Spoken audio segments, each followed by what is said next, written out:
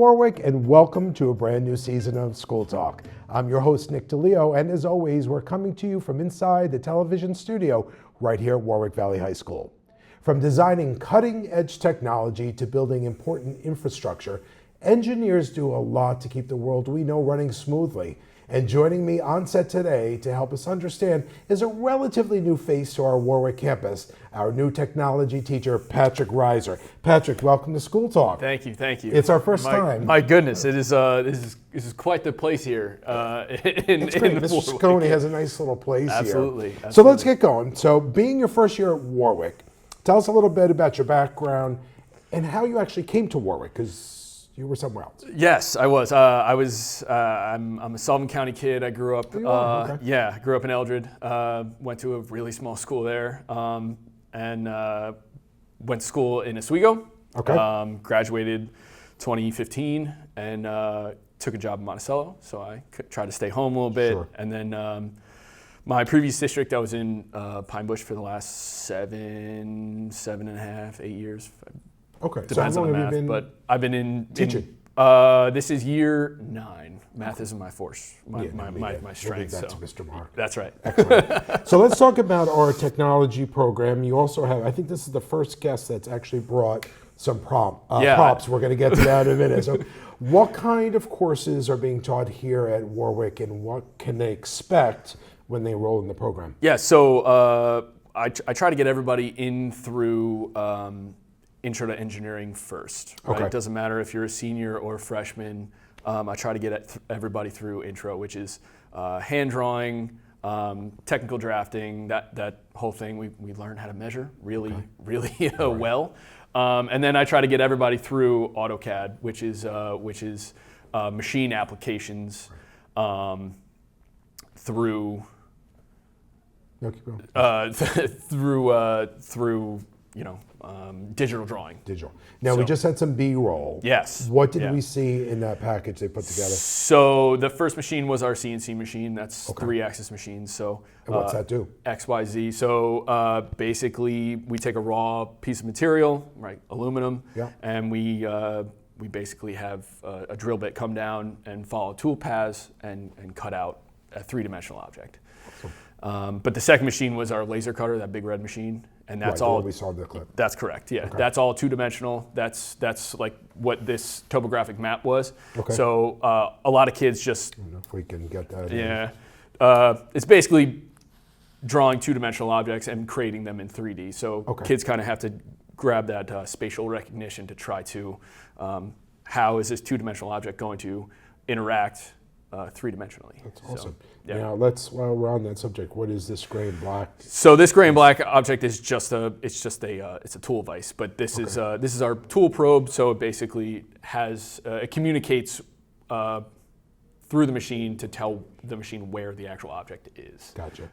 It's just pretty. It's fun. It's like I try to bring. And it's pretty. I try to bring flashy things. That's You know what I mean? awesome. Like, but yeah, like I know it sells. I know it sells. You have to. The flashiest thing about any technology field is, of course, the tech. So we looked at some of the packages. Yep. What kinds of cool machines do the students have the opportunity to use in your courses? And of course, what I would ask is the ever popular 3D printer. Yes, yeah, we do have a few of those. Looking to upgrade a few of those this year. To try to. Yeah, so there's let's go to the B-roll. So there's our milling machine right now. So just cutting out simple couple tool paths, and that's our laser cutter. So if a couple of my kids are looking at this, that's our pump gasket. So it's nothing too spectacular at this very moment, but that's our CNC lathe. So it's basically instead of cutting out square objects and a machine is running around the actual material, the material is actually spinning, and the tool path is cutting it. So looking forward, what kinds of career paths or future opportunities can students explore in this field? Yeah, I mean, it's got to be exploding, I would think. Yes, it is. There's a lot of stuff going on. I like to try to mainly look through the mechanical engineering lens. It's just kind of what has worked for me in my past. But kids will come out with a large portfolio of not only work experience but try to better prepare them either for the workforce or a college-bound kid. So what are the top professions for engineering these days, besides the traditional mechanical and chemical? Forgive me, whatever I'm forgetting. Yeah, it's a big Like it's a new it's a stuff. big umbrella. Right. It's a big umbrella. So my last course that I didn't get to is our E&G 101 course. Okay. And all kids going through there, mainly seniors. I'm trying to grab, but I've got a couple juniors. Good. Everybody will get certified on the Haas CNC mills. And that basically means that they don't have to go through training programs. They don't have to go through any sort of, they can go to a job and they are trained and they know how to use the machines. And they can go down to Tower Drive and Pratt & Whitney, who's a multi-billion-dollar company, make $35 an hour and Straight out of our straight school. out. As long as they're 18, that's Right. the biggest thing. But, And I think that's yeah. an important thing, the message to get out, because there's $35 an hour is pretty good. It's pretty good. Yeah, absolutely. It's pretty good. And some kids, they want to get right into the workforce. And that's a great thing. too. Yeah, like college is great. Yeah. You know what I mean? It served me well. Sure It served did. you well, but Yep. let's be honest. Like it's not for everybody, and that's okay too. Right. Or if it's something that you think that you want to try on for size, and then you want to go back later. Pratt Whitney also pays for your college too. So like not that I'm really selling the Pratt brand, Whitney is but not sponsoring us but today. no, absolutely not. No. Well, let's get that info out. That's But important. there's a lot of companies that operate the same way that listen, they want smart people just like anybody else, and we're trying to give them to them. You know what I mean? Absolutely. So, What else do you think our students should know about the program? You take a minute to kind of, sell myself. sell yourself, boost the program. What should they know? Listen, I told my kids this the first day that like the elective field, you take the elective for the teacher, right? Like not to kind of like sell myself, but like I'm a big personality and I try to have fun first. Like I'm an elective, right? So you're choosing to be here.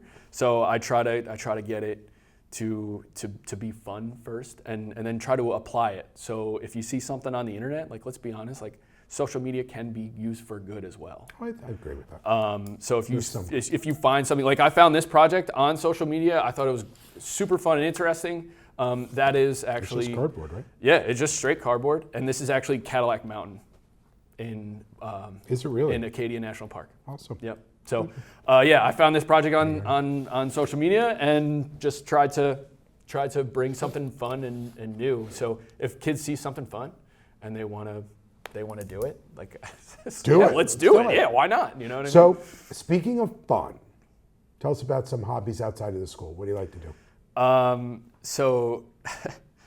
So I don't know if this has gotten out yet, but my father and Well, now. my father and I own a race car, so we compete at the fairgrounds in Middletown, and we kind of travel all over that's the awesome. place. Yeah, so we do that, and a lot of my spare time kind of goes to that. Some people get to go fishing with their dad, or they golf with their dad. Like I get to go race cars with my dad. Yeah, which is fun depending on the day. Sometimes there's ups and downs, but it's fun. It's one of the more unique ones we've got. Yeah. I mean, I also golf with my dad too, but that's not as flashy. Race car is a little. Yeah. It's sexier unique. a bit, I Yeah, guess. there you go. There it is. All right, I want to thank Pat Reiser for coming in today. It was a great interview today. That's all the time we have for this episode of School Talk. I'd like to again thank our guest Pat Reiser for joining me today and giving us an inside look at the exciting world of technology and engineering right here at the high school. If you have any interest in taking a technology course, make sure you reach out to your guidance counselor. And remember to like and subscribe to Warwick Valley Television's YouTube page. Again, I'm Nick DeLeo for School Talk. We'll see you next time. Take care, Warwick. See you soon.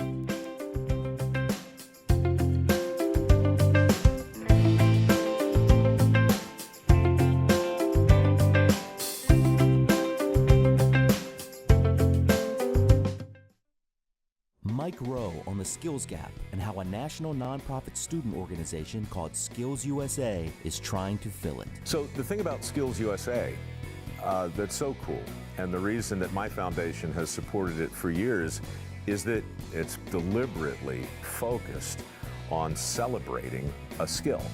3 million jobs right now exist in the trades and transportation and commerce. The skills gap is real.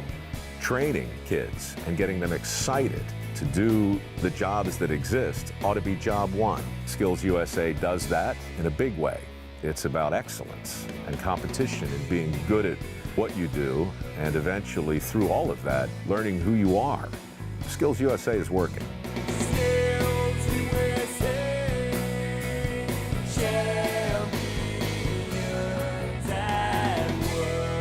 Learn more at skillsusa.org and microworks.org.